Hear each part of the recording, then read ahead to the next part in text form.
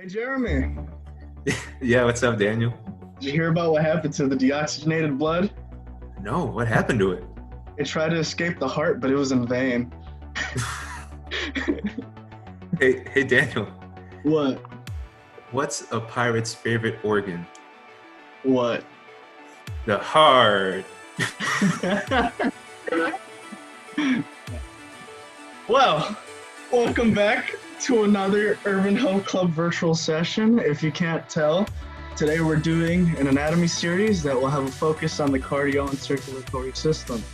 We'll go through a lot of content, and as we go through, eventually we'll start talking about how the COVID-19 affects these systems.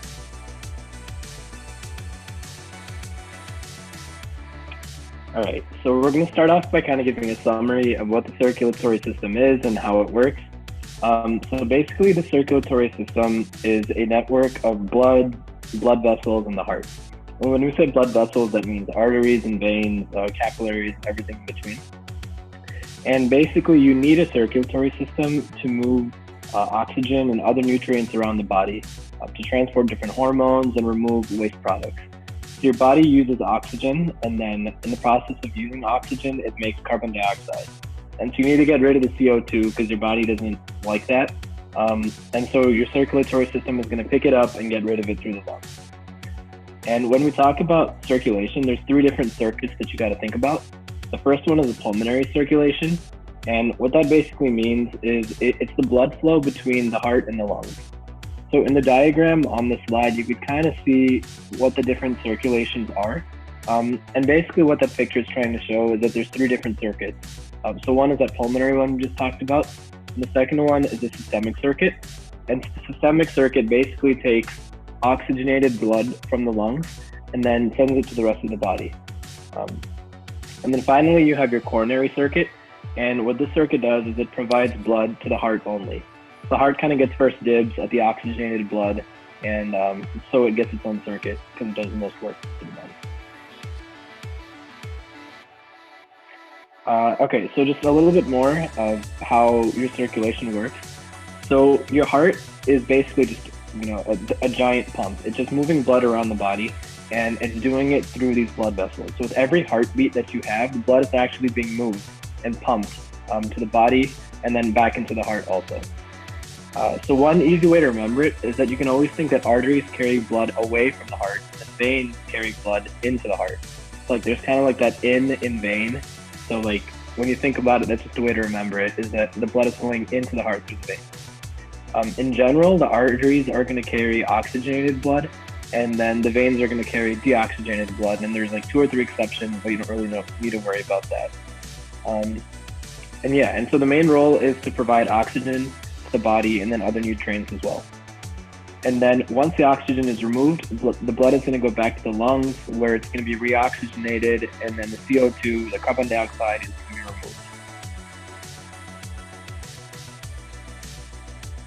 Yeah, so this is just a little bit more detail about the different circuits the body has. Like we were saying, there's a pulmonary circuit and then there's a systemic circuit.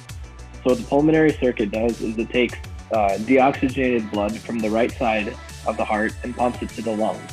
And then in the lungs, it's going to become oxygenated and then go to the systemic circulation, which is the left side of the heart. And then that blood is going to be pumped to the rest of the body. And so the picture in the middle kind of shows the two different circuits. It's really nice to kind of think about. It's really kind of general. And this is obviously not how the circuits look like in your body, but it's a good representation conceptually of how blood is going to flow. All right, and then here's a simple video that we're going to play that kind of explains all the stuff we've been talking about.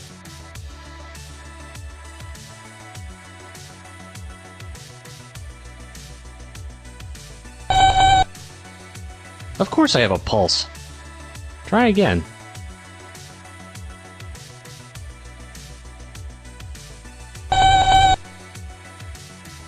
Dear Tim and Moby, how does blood move through your body? From Josh. Blood circulates through your body in a network of blood vessels. This network is miles and miles long. Your heart, blood, and blood vessels make up your cardiovascular system, also known as your circulatory system. The cardiovascular system is responsible for a cycle that moves blood from the heart to every part of your body and back again. At the center of your cardiovascular system is your heart. The heart is a muscle that pumps blood through your body, and it handles 3 types of circulation. Your heart has its very own network of blood vessels that brings nutrients in and removes waste. This is called coronary circulation, the flow of blood within the heart itself. Pulmonary circulation is the flow of blood through the heart to the lungs. In the lungs, blood drops off carbon dioxide for you to breathe out. Then it picks up the oxygen that comes into the lungs when you breathe in. That oxygen-rich blood heads back to your heart, which brings us to systemic circulation. Systemic circulation brings oxygen to all the cells that need it and removes their waste products. Blood cycles through your body by moving from your heart to your arteries. It goes into smaller blood vessels called capillaries, and then into veins and back to your heart. Blood leaves your heart through a big artery called the aorta. Blood drops off its cargo of nutrients and oxygen, providing your cells with the fuels they need to do their jobs.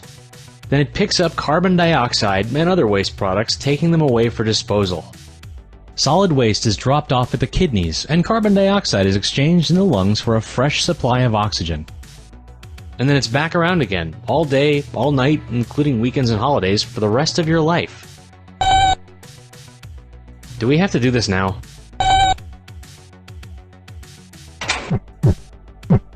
Huh? You're alive. You're alive! Dad! Dad, Moby's alive! He's not a robot after all!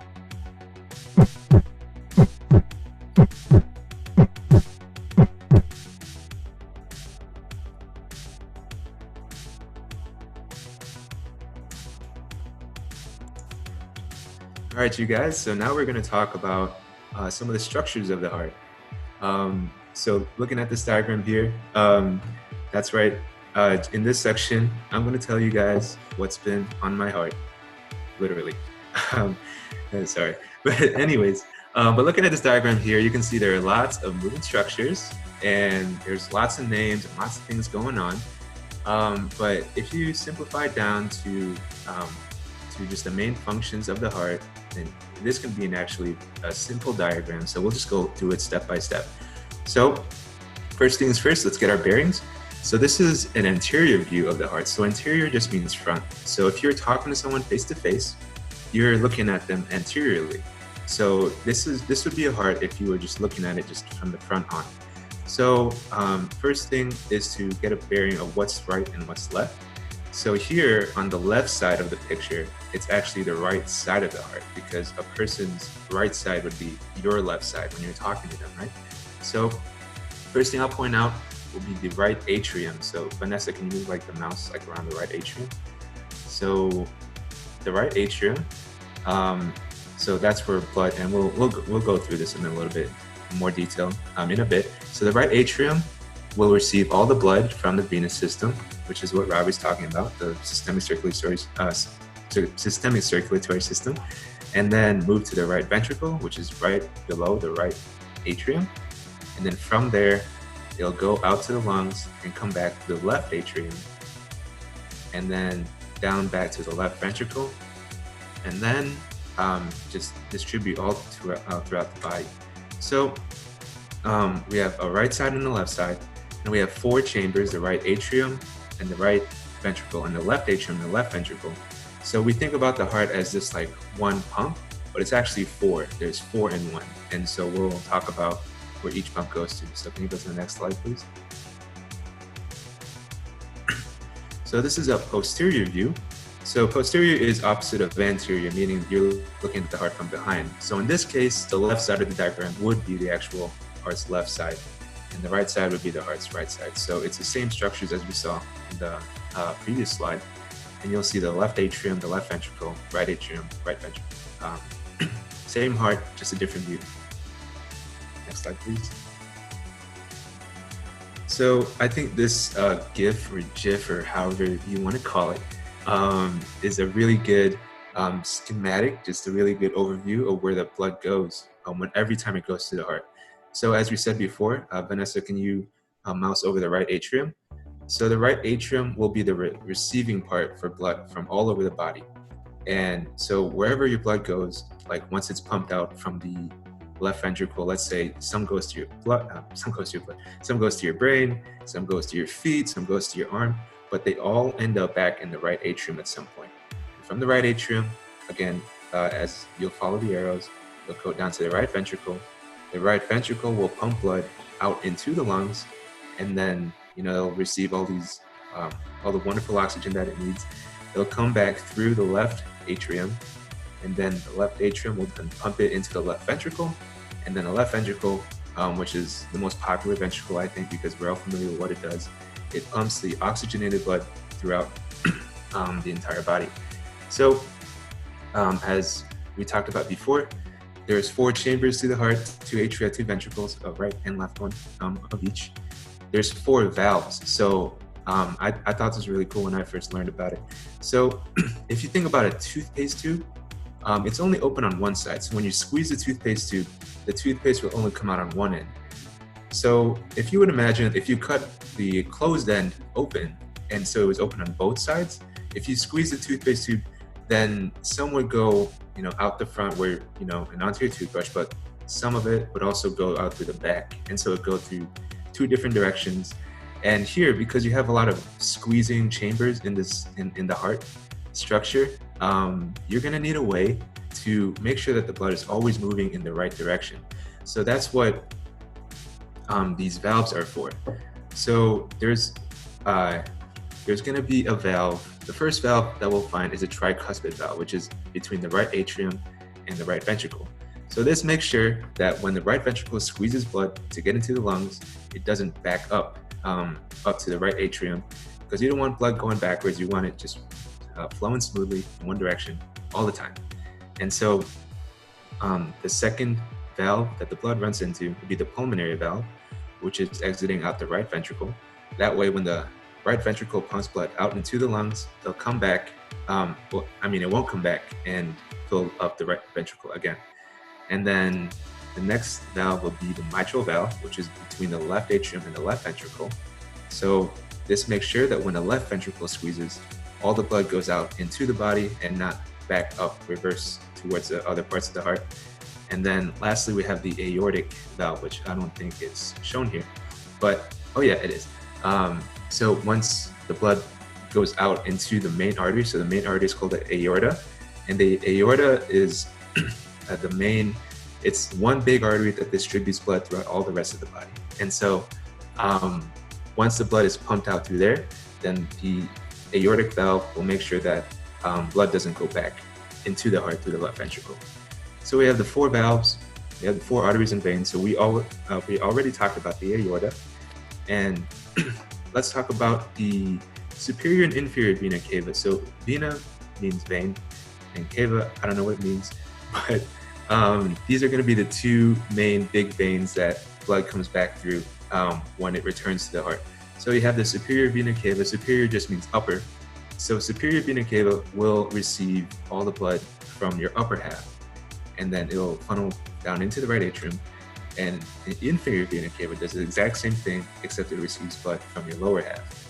And again, it all goes to the same part, to the same place, the right atrium, and it goes up through the heart.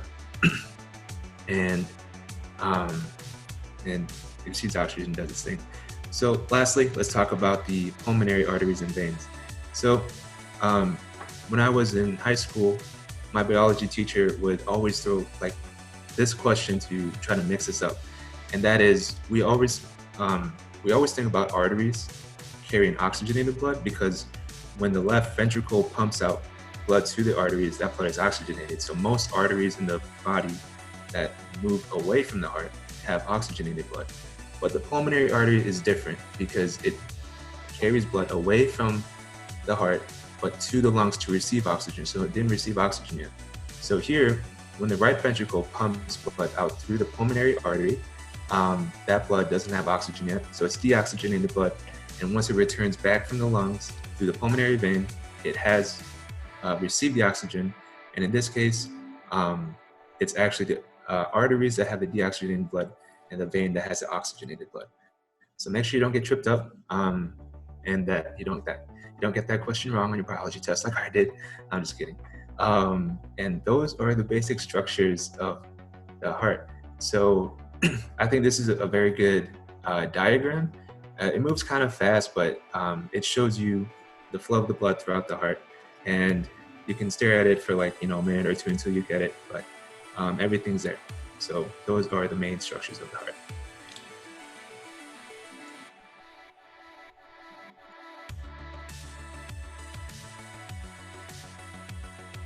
And here's just another video.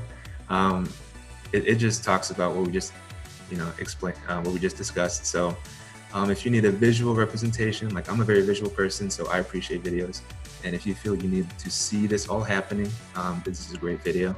But yeah, but we won't play it in this presentation. So go ahead and play it on your own time. There's more, tons of videos about that, right?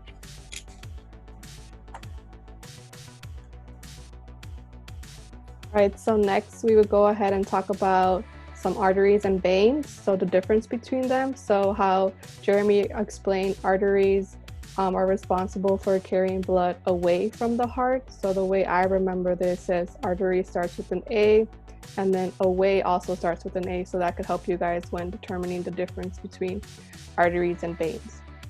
So starting off with the lungs, we have the pulmonary artery. So we have a left and a right pulmonary artery, and what those are responsible is to carry deoxygenated blood.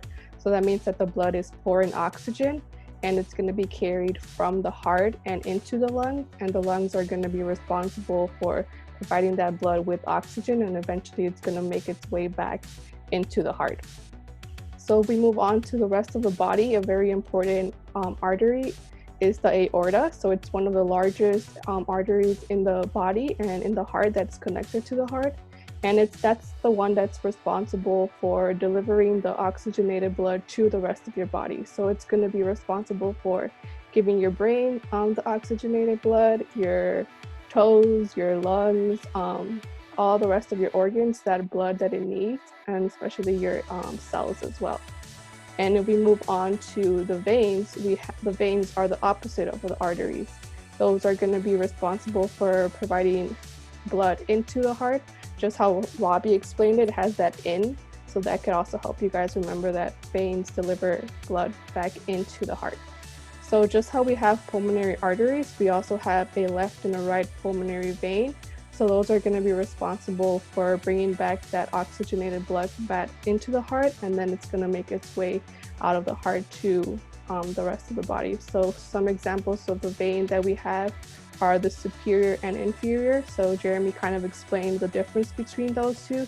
So the superior, it's going to bring back that blood that's deoxygenated from the upper part of your body, so from your head, from your arms. And then we have that inferior, which is going to bring back that deoxygenated blood from your abdomen or the lower part of your body back into the heart. And then the cycle starts once again, how we have talked about in the previous videos. So that's just a difference between a few arteries and veins that are found in your body. And next, we will talk about some coronary arteries that are found in your heart.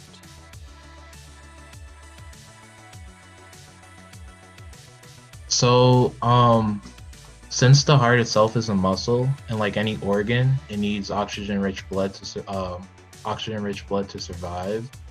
The coronary system fulfills the job of carrying like oxygen-rich blood to the heart and supplying it with oxygen. So, the aorta branches into like two main coronary blood vessels. One being the right coronary artery and the other being the left coronary artery. The right coronary artery supplies oxygen-rich blood to the right side of the heart, which is smaller since it only pumps blood to the lungs. And the left coronary artery branches into the left circumflex artery and the left anterior descending artery. And it branches because the left side is larger and more muscular since it pumps blood to the rest of the body. And since the coronary system is responsible for supplying oxygen-rich blood to the heart, blockage of this system can lead to like heart attacks or chest pains. And in the next slides, you can find more detailed videos than what I just explained.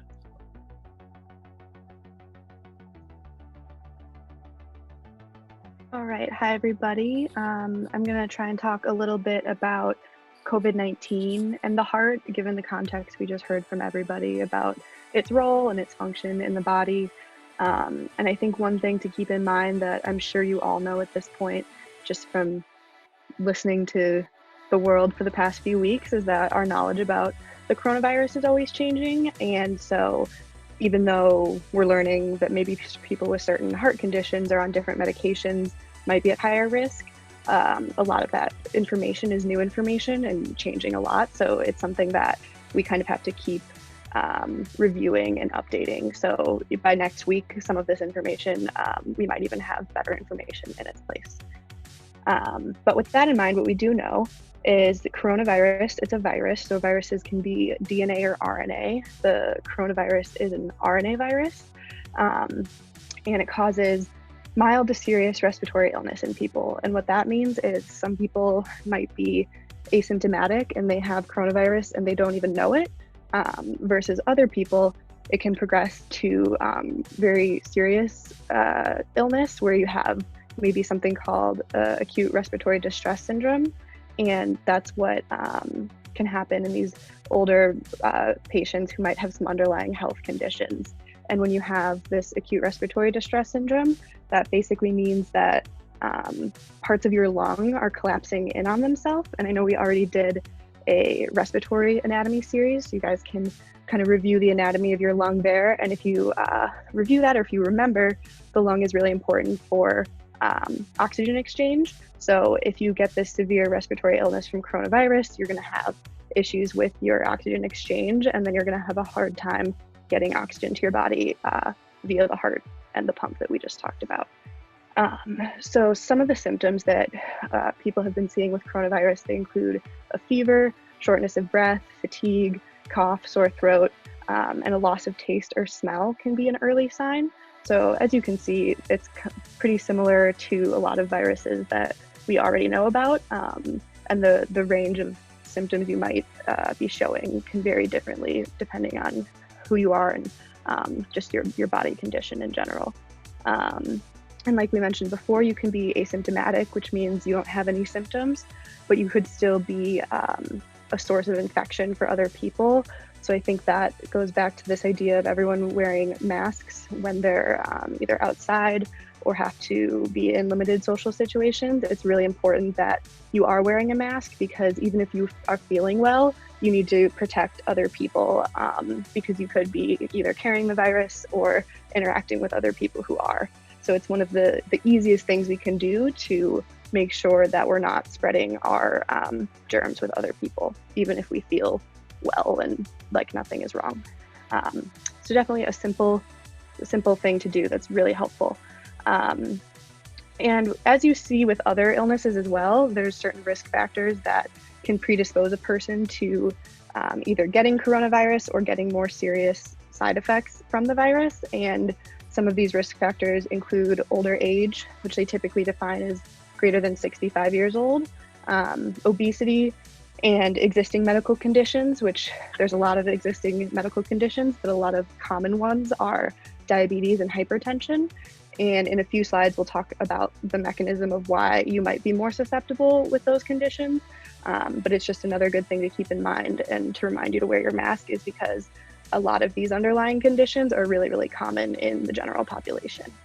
And the transmission, not to go back to masks again, but since it's transmitted via respiratory droplets, that means when you're talking, when you cough, when you don't even realize it, there's all these little aerosolized droplets that come out of your mouth, and that's the virus lives in those and can jump to other people, and that's how the infection is spread.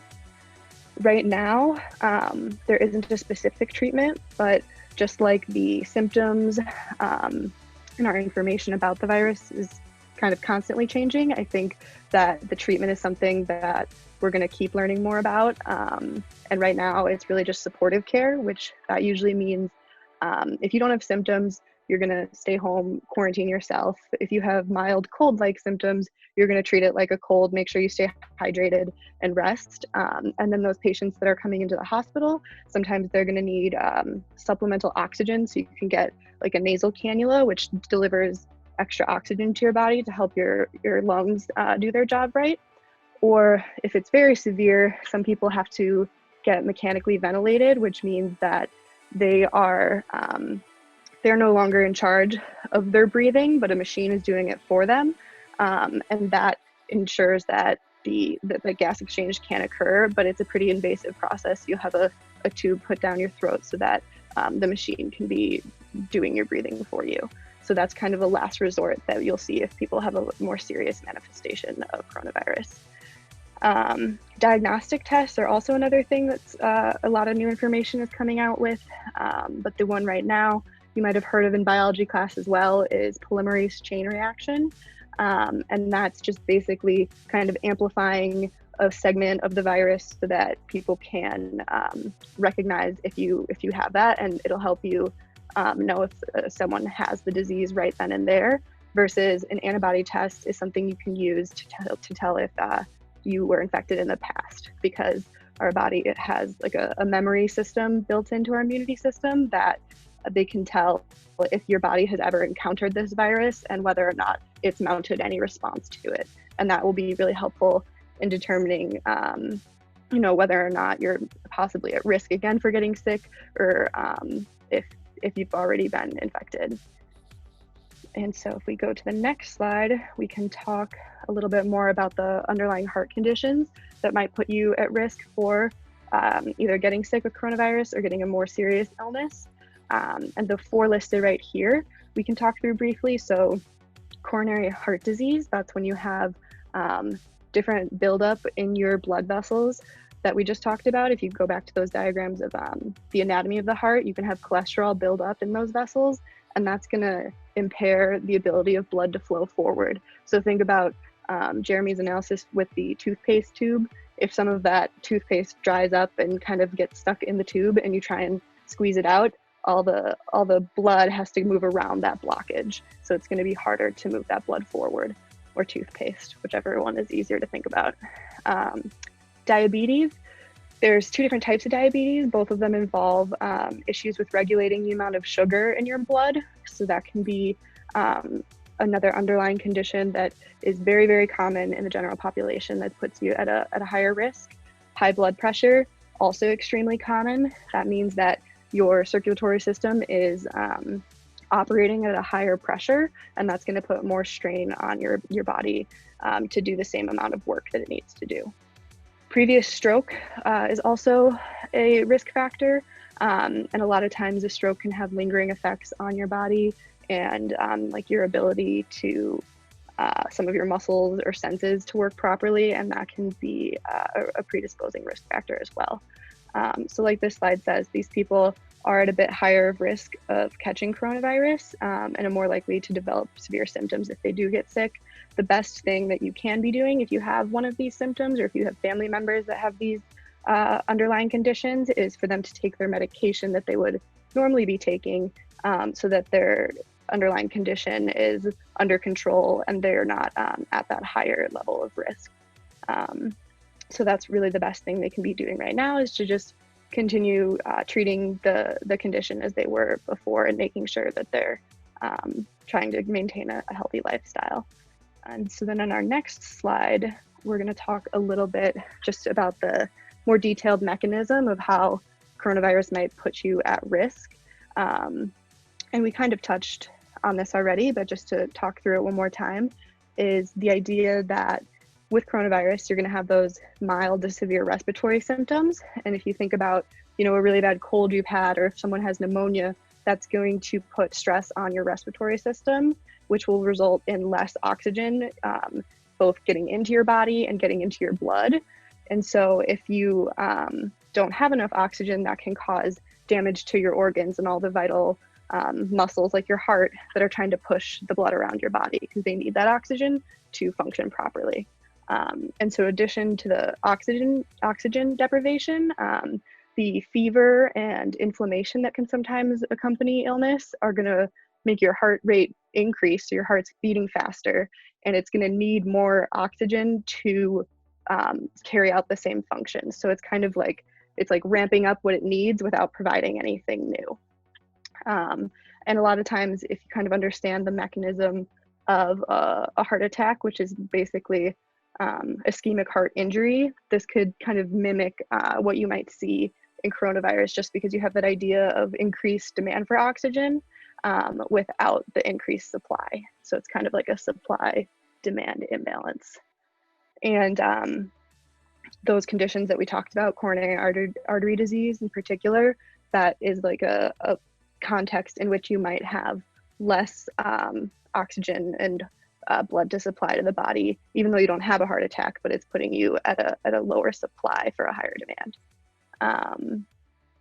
And these last 2 points, I think we've definitely touched on. And so you can revisit these slides if you want to refresh that. And then the last point is just that there might be people walking around who don't necessarily know that they have a heart condition, and they may start having cardiac symptoms from the additional stress that's placed on the heart. So if you're not someone already taking medication for an underlying condition and you get sick, this might exacerbate that because your heart is kind of working at not full function. And this is just a really quick video that you can watch on your own time about some good practice habits for protecting yourself and protecting others with underlying conditions. And it really just focuses on, good hand hygiene, wearing a mask, and the steps you can do to just ensure your safety and everyone else's safety. All right, well, thanks for watching. We hope you enjoyed the presentation. If you have any questions, feel free to leave it in the comment section. If you'd like to keep up with us on social media, you can follow us on Instagram at UIC Urban Health Program.